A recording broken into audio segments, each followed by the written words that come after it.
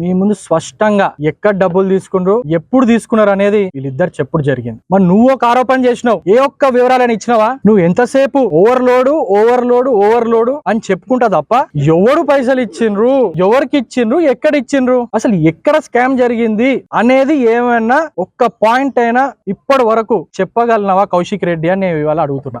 ఆవేశంతోనో ఏదో ఒకటి నేను చేసి గొప్పవాణి కావాలనో అని సవాల్ ఏంగా నేను వస్తే నువ్వే బొక్కబోల పడ్డావు. ఇప్పుడు నీ గోతి నువ్వే తవ్వుకున్నావు. నువ్వు ఆరోపణ చేసినావు, నీ దగ్గర ఆధారాలు లేవు. మేము ఆరోపణ చేసినాం, ఆధారాలు మీ ముందు చూపెట్టినాం. ఇప్పటి నుంచి నిన్ను మేము ఒక ఎమ్మెల్యేగా చూడము. ఈ నియోజకవర్గంలో మేము అభివృద్ధి పైన మాత్రమే మా పార్టీ, మా లీడర్షిప్ మేము పనిచేసుకుంటాం, ముందుకు పోతాం. ఇట్లాంటి పిచ్చి పిచ్చి ఆరోపణలు ఇంకోసారి చెయ్యొద్దని చెప్పి గట్టిగా చివరిసారిగా మీకు వార్నింగ్ ఇస్తున్నాం. ఏమన్నా ఉంటే మళ్ళా చెప్తున్నాం, ఏదైనా చెప్పాలనుకున్నా, సూచనలు ఇవ్వాలనుకున్నా వీఆర్ రెడీ.